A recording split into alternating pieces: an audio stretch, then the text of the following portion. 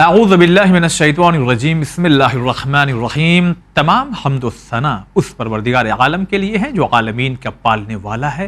درود و سلام ہو محمد وآل محمد علیہ الصلاۃ والسلام پر۔ عزیز ناظرین، السلام علیکم ورحمۃ اللہ۔ آپ سبھی کا آج کے اس خاص پروگرام میں استقبال کرتے ہیں، اور آج کا جو موضوع ہے وہ وصیت کے سلسلے سے، اور اس کو اس لیے ہم لوگوں نے منتخب کیا کہ اکثر کہتے تو ہیں ہم لوگ کہ وصیت کرنا چاہیے، اور یہ تمام چیزیں اور اہل بیت علیہ السلام نے بتایا ہے، دیگر تمام چیزیں ہیں، لیکن کیا واقعی ہم لوگ عمل کر پا رہے ہیں اس کے اوپر؟ اور کتنی اہمیت ہے وصیت کی؟ کیا ہر انسان کو وصیت کرنا چاہیے یا نہیں کرنا چاہیے، یا کوئی ایک بہت معمولی یا ہلکا سا ایک عمل ہے؟ تو آئیے اس پہ گفتگو کرتے ہیں۔ اس موضوع کے متعلق جو بھی سوالات ہیں ان کے جوابات آپ تک پہنچائیں گے حجت الاسلام والمسلمین علی جناب مولانا یاور عباس صاحب قبلہ۔ آئیے ملاقات کرواتے ہیں۔ آغا السلام علیکم ورحمۃ اللہ۔ علیکم السلام ورحمۃ اللہ وبرکاتہ۔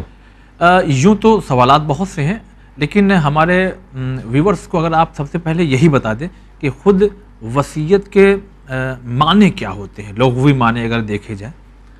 اعوذ باللہ من الشیطان الرجیم، بسم اللہ الرحمن الرحیم، الحمد للہ والصلاۃ علی اہلہا، اما بعد۔ وصیت کے لٹرل میننگ کے بارے میں جو بات بیان کی گئی ہے، وصیت یعنی سفارش، وصیت یعنی نصیحت۔ اچھا، ایک جانے والا انسان جو اپنی 60 یا 50 سال کی زندگی اس دنیا میں گزار کے جا رہا ہے، وہ اپنے 50 یا 60 سال کا تجربہ، ایکسپیرینس اپنے بعد والوں کو بتا کر جا رہا ہے۔ اچھا، یہی ایک وصیت، نصیحت یا سفارش کے معنی میں یہ لفظ استعمال ہوا ہے، اور اس سلسلے میں اس کی عظمت اور اہمیت بیان کرنے کے لیے اللہ کے رسول حضرت محمد مصطفیٰ صلی اللہ علیہ وآلہ وسلم کی حدیث آپ سماعت فرمائے کہ کتنی عظیم حدیث ہے اور کیا بات اس میں بیان کی گئی۔ اللہ کے رسول نے کیا ارشاد فرمایا؟ الوصیۃ حق علی کل امر مسلم۔ اچھا، وصیت ہر انسان مسلمان کا حق ہے، اور حق یعنی اسے اس کو کر کے جانا چاہیے، یہ اس کا حق ہے۔ تو ایک تو بات یہ بیان فرمائی ہے کہ وصیت انسان کا حق ہے، اپنے بعد والوں کو وہ اپنی زندگی کا تجربہ دے کر جائے، اور اپنے بعد والوں کو وہ کیا اپنے بارے میں کہہ کر جا رہا ہے یہ اسے کہہ کر جانا چاہیے۔ اس سلسلے میں دوسری حدیث دیکھیے کیا ہے۔ دوسری حدیث میں یہ بیان کیا گیا ہے، آپ نے ارشاد فرمایا بسم اللہ الرحمن الرحیم، ما ینبغی لامرئ مسلم ان یبیت لیلۃ الا وصیتہ تحت راسہ۔ آپ نے یہ ارشاد فرمایا کہ کسی بھی انسان کے لیے یہ بہتر نہیں ہے کہ وہ رات گزارے اور اس کے تکیے کے نیچے اس کی وصیت نہ ہو، بلکہ اگر اتنی اہمیت ہے، اگر رات گزار رہا ہے، اور ظاہر سی بات ہے ہر انسان رات گزارتا ہے، تو وصیت کی اتنی اہمیت ہے کہ انسان کو اپنی وصیت اپنے تکیے کے نیچے رکھنی چاہیے۔ یعنی تکیے کے نیچے سے مطلب یہ نہیں ہے، بلکہ ایسا نہیں ہے کہ انسان انتظار کرے کہ وصیت بعد میں کر لوں گا، بلکہ اپنی وصیت کو تیار رکھے، آمادہ رکھے۔ دوسرے بات کیا بیان فرمائی؟ دیکھیے حدیث میں یہ بات ارشاد ہوئی ہے کہ آپ نے یہ ارشاد فرمایا من ماتا علی وصیت حسنۃ ماتا شہیدہ، جو ایک بہترین وصیت کے ساتھ مرتا ہے تو وہ شہید کی موت مرتا ہے۔ تو کتنی اہمیت ہو گئی اس کی وصیت کی؟ وصیت کی بے پناہ اہمیت ہو گئی۔ یوں تو اگر آپ اندازہ لگائیے کہ خود وصیت ایک مستحب عمل ہے، اور مستحب عمل کو یعنی مستحب عمل وہی ہوتا ہے کہ جو عقل اور دین کے نزدیک ایک پسندیدہ عمل ہوتا ہے۔ جی، عقل بھی اس کا حکم دیتی ہے، اور دین خدا بھی اسے بہتر اور پسندیدہ کہتا ہے کہ یہ کام ایک انسان کی زندگی میں ہونا چاہیے۔ لہذا ویسے تو یہ ایک مستحب عمل ہے، لیکن مستحب ہونے کے بعد بھی اس کی تاکید بہت زیادہ ہے، بے پناہ تاکید کی گئی ہے کہ انسان کو چاہیے کہ وہ وصیت کر کے جائے۔ اچھا ایک سوال یہ بھی، جب اتنی زیادہ اہمیت ہے اور یہ ایک مستحب عمل ہے، تو اگر کوئی انسان نہیں کرتا ہے وصیت تو اس کی مذمت میں کچھ باتیں کہی گئی ہیں؟ ہاں ظاہر سی بات ہے کہ اگر کسی کام کو کرنے کی بہت زیادہ تاکید کی گئی ہے تو اس کا مطلب یہ ہے کہ وہ تاکید بتا رہی ہے، وہ حکم بتا رہا ہے کہ یہ کام بہت اہم ہے، اور اس کام کے اہم ہونے کی وجہ سے اسے کرنے کا حکم دیا گیا ہے، اور ظاہر سی بات ہے اسے اگر چھوڑا جائے گا تو ایسی صورت میں انسان کے لیے نقصان ہو سکتا ہے۔ بہرحال اس سلسلے میں کیا فرمایا گیا ہے؟ حدیث میں جہاں وصیت کرنے کی تاکید کی گئی ہے کہ انسان کو وصیت کرنی چاہیے، وہیں یہ بھی بتایا گیا ہے کہ اگر کوئی انسان وصیت نہیں کرتا تو اس کا کیا نقصان ہے۔ پہلا نقصان کیا ہے؟ پہلا نقصان یہ ہے کہ حدیث میں یہ بات وارد ہوئی ہے، من ماتا بغیر وصیت ماتا میتتن جاہلیہ، جو بغیر وصیت کے دنیا سے چلا جاتا ہے وہ گویا کہ ایک عجیب و غریب سی موت کے بعد دنیا سے جاتا ہے، لہذا انسان کو وصیت رکھنی چاہیے۔ اس سلسلے میں ہمارے چھٹے امام جعفر صادق علیہ السلام کی ایک بہترین حدیث ہے، اور اس حدیث کا موضوع یا عنوان بھی یہی ہو سکتا ہے، ترک وصیت، یعنی وصیت کو چھوڑنا۔ اس کے چھوڑنے کی یعنی نہیں چھوڑنا چاہیے، بلکہ ہر انسان کو یہ کام کر کے جانا چاہیے، کیونکہ اس کے فائدے ہیں، اور جب فائدے ہیں تو فائدوں کو حاصل کرنا چاہیے، نہ کہ انہیں چھوڑ کر چلا جانا چاہیے۔ تو فائدے میں کیا فرمایا؟ ہمارے چھٹے امام جعفر صادق علیہ السلام نے یہ ارشاد فرمایا۔ کیا ارشاد فرمایا؟ کہ پروردگار عالم اپنے بندوں سے معلوم کرے گا اور ان سے یہ بات کہے گا۔ کیا کہے گا؟ ان اللہ تبارک و تعالی ویقول، پروردگار عالم انسانوں کو، جب انسان اس کی بارگاہ میں آئیں گے تو ان سے یہ کہے گا۔ کیا کہے گا؟ یبن آدم تطولت علیک بثلاثن، اے فرزند آدم میں نے تمہیں اپنے فضل خاص سے 3 بہت اہم چیز عطا فرمائی۔ وہ 3 چیزیں کیا ہیں؟ ان 3 چیزوں میں پہلی چیز یہ ہے، سترت علیک ما لا یعلمون بہ اہلک ما وراؤک، میں نے تمہارے ان گناہوں کو پوشیدہ رکھا ہے کہ جن گناہوں کو اگر تمہارے گھر والے بھی جان جاتے تو وہ بھی تمہیں دفن تک نہ کرتے۔ میں نے اتنی نفرت کرتے ہیں، اتنی نفرت کرتے کہ وہ مسلمان کے قبرستان میں تمہیں دفن تک نہ کرتے، مگر میں نے تمہارے ان گناہوں کو چھپایا، اور ایسے گناہوں کو چھپانے کے بعد تم نے میرا کتنا کہنا مانا؟ ایک بات۔ دوسری فضیلت کیا ارشاد فرمائے؟ وَأَوْسَعْتُ عَلَيْكَ فَاسْتَقْرَضْتُ مِنْكَ فَلَمْ تُقَدِّمْ خَيْرًا، میں نے تمہیں بے پناہ نعمت عنایت فرمائی اور ان اپنی دی ہوئی نعمتوں میں سے یہ کہا کہ کچھ میرے راہ میں بھی خرچ کرو، مگر کوئی چیز خرچ نہیں کی گئی۔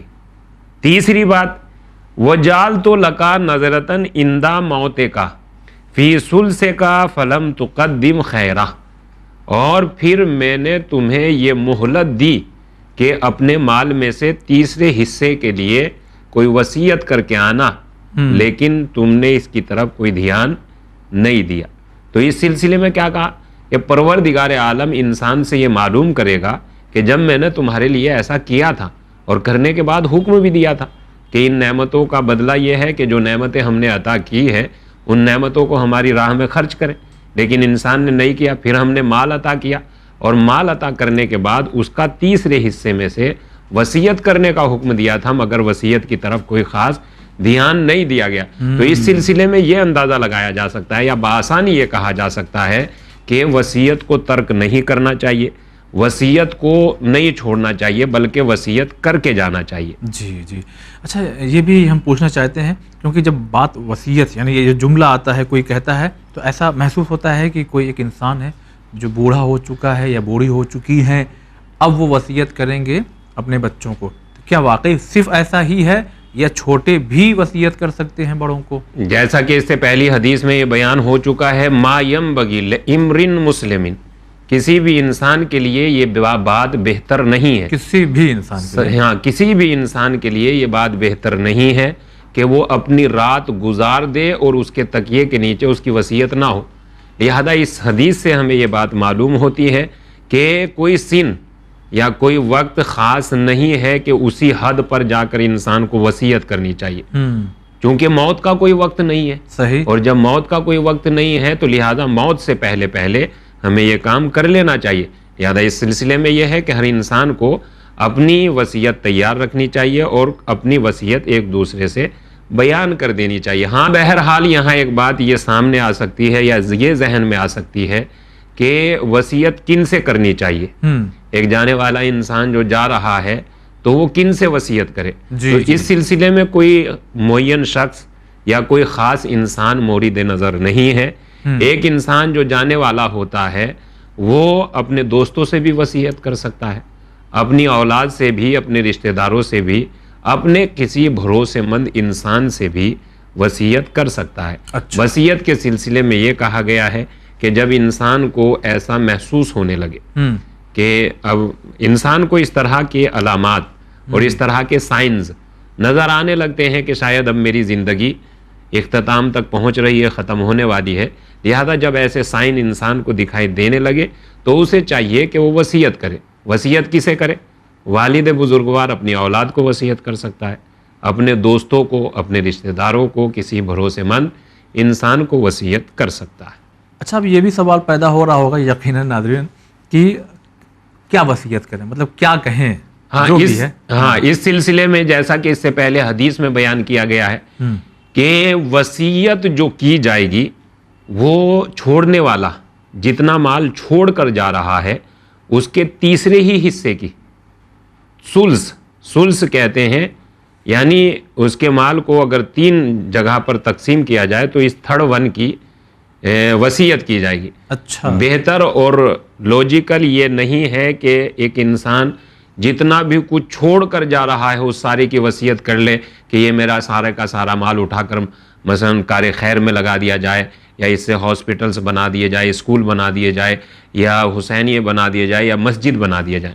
نہیں، ان سب کاموں کی وصیت کرنے کی اجازت ہے، لیکن اپنے تیسرے ہی مال کے تیسرے حصے سے کو وصیت کے نام پر یا وصیت کے لیے مخصوص کیا جائے گا، اور جو مال بچا ہے اسے پھر وہ اولاد کے لیے ورثہ یا رشتہ داروں کے لیے اور گھر والوں کے لیے وہ اس کا ورثہ ہوگا، جسے ہم میراث بھی کہتے ہیں۔ دیکھیے، اگر اس سلسلے میں ہم حدیث کی طرف رجوع کریں تو حدیث ہمیں کیا بتاتی ہے؟ حدیث ہمیں یہ بتاتی ہے کہ جب ایک جانے والا انسان جاتا ہے اور وہ اپنا جو بھی کچھ یہاں چھوڑ کر جاتا ہے تو وہ کیا ساری کی ساری میراث ہے یا کچھ اور بھی؟ تو اس سلسلے میں حدیث یہ بیان فرماتی ہے کہ امام جعفر صادق علیہ الصلوۃ والسلام کے ایک صحابی ہیں جن کا نام ہے سکونی، انہوں نے امام سے معلوم کیا کہ اس چھوڑنے والے کا یہ مال کس طرح سے تقسیم کیا جائے، تو امام علیہ السلام نے ارشاد فرمایا، ہمارے چھٹے امام جعفر صادق علیہ الصلوۃ والسلام نے ارشاد فرمایا، اول شیء یبدأ بہ من المال الکفن ثم الدین ثم الوصیہ ثم المیراث۔ پہلا کس طریقے سے؟ جب ایک جانے والا انتقال کرنے والا انتقال کرتا ہے تو اب جو اس کا وہ مال ہے تو اس مال میں سے کیا کیا جائے گا؟ کفن کی قیمت نکالی جائے گی، اور پھر یہ دیکھا جائے گا کہ جانے والے کے اوپر کسی کا کوئی قرض تو نہیں ہے، تو وہ قرض بھی انہی کے مال سے ادا کیا جائے گا۔ پھر وصیت کتنے کی ہے اور کیسی وصیت کی ہے، اس وصیت کا سارا پیسہ بھی نکال لیا جائے گا، اب جو بچے گا وہ میراث ہوگی۔ یہ 4 حصے جانے والے کے مال میں سے تقسیم ہوں گے۔ کفن کی قیمت نکالی جائے گی، قرض ہے کسی کا تو وہ ادا کر دیا جائے گا، جتنے کی وصیت کی ہے وہ نکال لیا جائے گا، اس کے بعد جو بچے گا وہ میراث ہوگی، وہ اولاد میں اور رشتہ داروں میں تقسیم کیا جائے گا۔ کبھی کبھی تو قرض اتنا ہوتا ہے کہ اتنا بچا ہی نہیں ہے، اگر ایسا ہے تو پھر قرض ادا کیا جائے گا، بچے یا نہ بچے مگر قرض ادا کیا جائے گا۔ چلیے، بہت شکریہ ادا کرتے ہیں، بہت ہی واقعی امپورٹنٹ یہ چیپٹر ہے ناظرین۔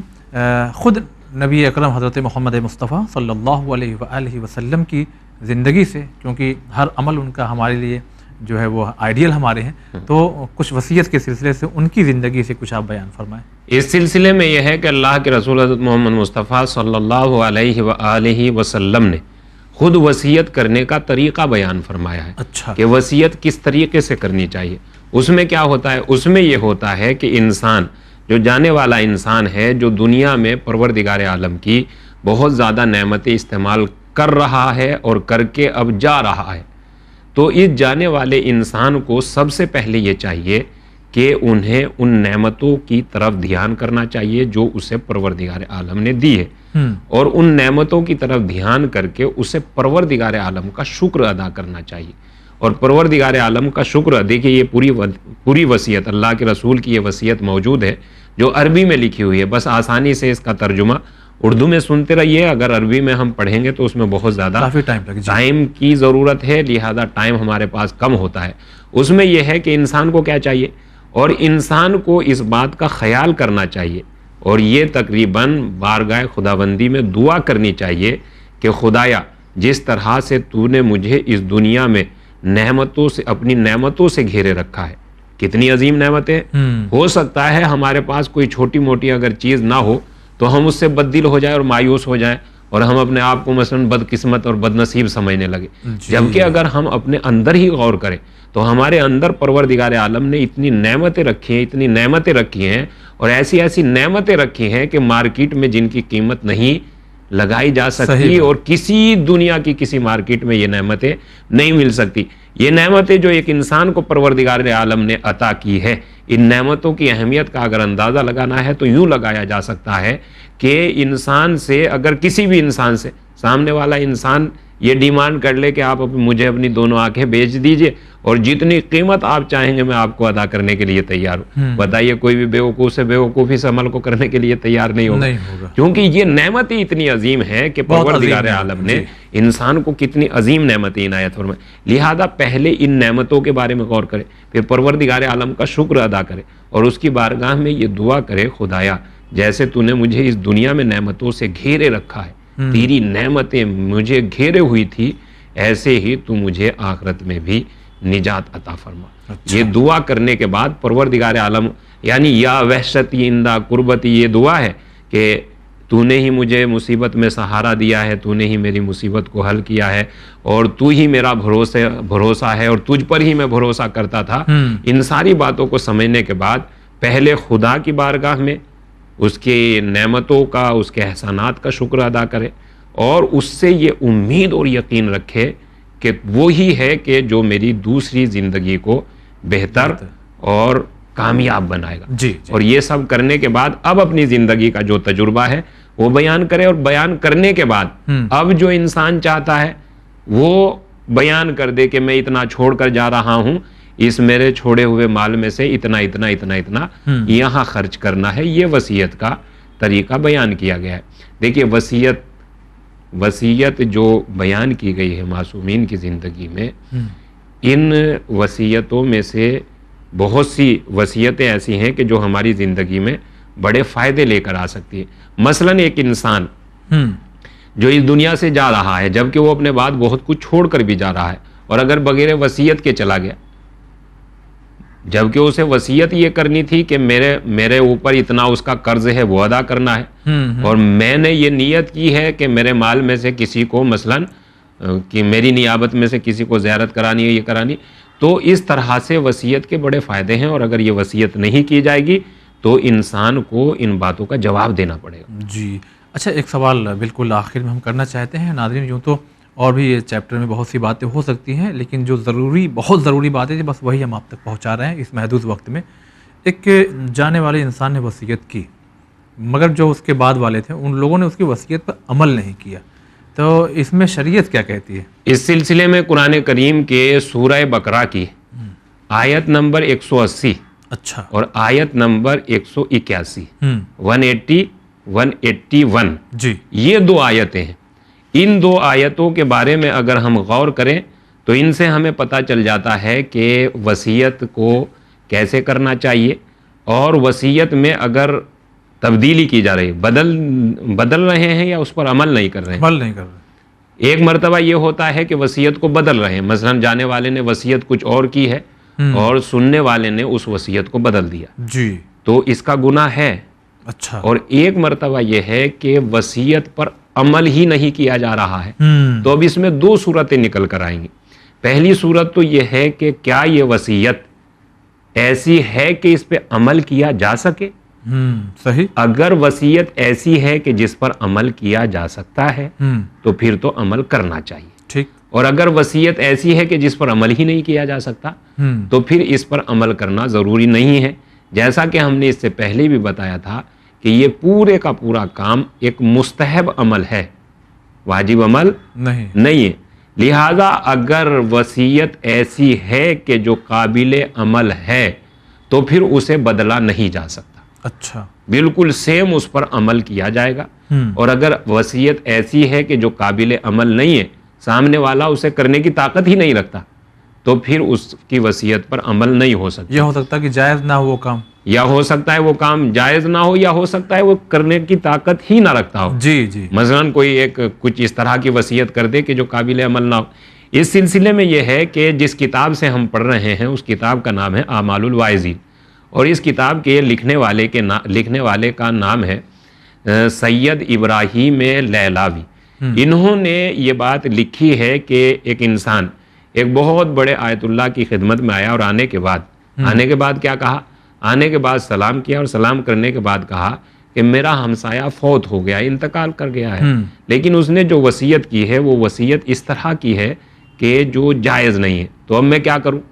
تو انہوں نے جواب دیا کہ اس پر عمل مت کیجیے۔ جی جی، تو یعنی کیا مطلب؟ یعنی مطلب یہی ہے کہ اگر یا تو وصیت قابل عمل ہی نہیں ہے، سامنے والا اس پر عمل ہی نہیں کر سکتا، اس کے اندر طاقت ہی نہیں ہے، اگر طاقت ہی نہیں ہے تو پھر تو واجب کام بھی نہیں کرے گا۔ جب اس کے اندر طاقت ہی نہیں ہے کام کرنے کی تو وہ کیسے کر سکتا ہے بھلا؟ واجب عمل میں انسان کو حکم دینے کے لیے دو شرطیں بیان کی گئی ہے۔ پہلی شرط یہ ہے کہ وہ بالغ ہو، جس پر واجب عمل واجب ہوا ہے، یہ پہلی شرط اس کی یہ ہے کہ وہ بالغ ہو۔ دوسری شرط کیا ہے؟ کہ وہ قدرت رکھتا ہو، کام کرنے کی طاقت رکھتا ہو، تو تبھی تو کام اس سے کہا جائے گا کہ آپ یہ کام کیجئے۔ ایک انسان کام کرنے کی طاقت ہی نہیں رکھتا تو اس پر وہ کام نہیں ہے۔ تو اس سلسلے میں یہ ہے کہ یہ وصیت قابل عمل ہے یا قابل عمل نہیں ہے۔ اگر قابل عمل نہیں ہے تو پھر اس پر عمل نہیں ہوگا۔ اب قرآن کریم کی یہ دو آیات سن لیجئے جن میں وصیت کا حکم دیا گیا ہے۔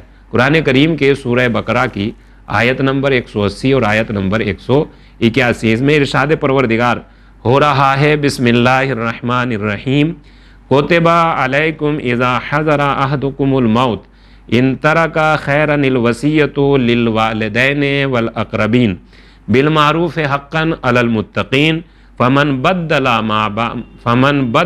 بعد ما سمعه انما اسمه علی الذین یبدلون ان اللہ سمیع علیم۔ ان دونوں آیتوں میں کیا کہا گیا ہے؟ کوتبہ علیکم، تمہارے اوپر یہ بات لکھ دی گئی ہے، اذا حضر احدکم الموت، کہ جب کسی کی موت اس کے سامنے نظر آنے لگے، یعنی موت کے آثار دکھائی دینے لگے، تو وہ کیا کرے کہ اگر وہ کوئی چیز چھوڑ کر جا رہا ہے تو اس چھوڑی ہوئی چیز میں سے اپنے والدین اور اپنے رشتہ داروں کے لیے وصیت کرے۔ جی، وصیت کرے، اور وصیت کرے کیوں؟ کہ یہ ایک تو بہتر چیز ہے، اور یہ صاحبان تقوی کا حق ہے۔ صاحبان تقوی کے اوپر یہ حق ہے کہ ایسا انہیں کر کے جانا چاہیے۔ اچھا، جب وہ ایسا کر کے جا رہے ہیں تو پھر کیا ہوگا؟ کہ پھر یہ ہوگا فمن بدل بعد ما سمعه، اگر وصیت کرنے کے بعد ان کی وصیت سننے والے ان کی وصیت میں تبدیلی کر رہے ہیں تو اس تبدیلی کرنے کا گناہ ان کے اوپر ہے۔ جو تبدیلی کر رہا ہے اس میں وصیت کرنے والے پر کچھ نہیں ہے۔ ان اللہ سمیع بصیر، ان اللہ سمیع علیم، بے شک اللہ سب کچھ سننے والا اور جاننے والا ہے۔ یاد ہے، اس سلسلے میں بالکل کلیئر بات ہے کہ وصیت اگر قابل عمل ہے اور جیسا جانے والا وصیت کر کے جا رہا ہے، سننے والے کو چاہیے کہ اس کی وصیت پر اسی طرح سے عمل کیا جائے، اور اگر وصیت قابل عمل نہیں ہے یا وصیت جائز نہیں ہے تو پھر وصیت پر عمل نہیں ہو۔ چلیے، بہت بہت شکریہ ادا کرتے ہیں۔ تو ناظرین، بہت ہی امپورٹنٹ چیز تھی جو ہم نے آپ تک اس پروگرام کے ذریعے پہنچائی ہے۔ واقعی وصیت پر جو ہے ہمیں توجہ دینا چاہیے. انشاءاللہ کسی خاص موضوع کے ساتھ پھر سے حاضر ہوں گے. آج کے لیے بس اتنا ہی. والسلام علیکم ورحمۃ اللہ.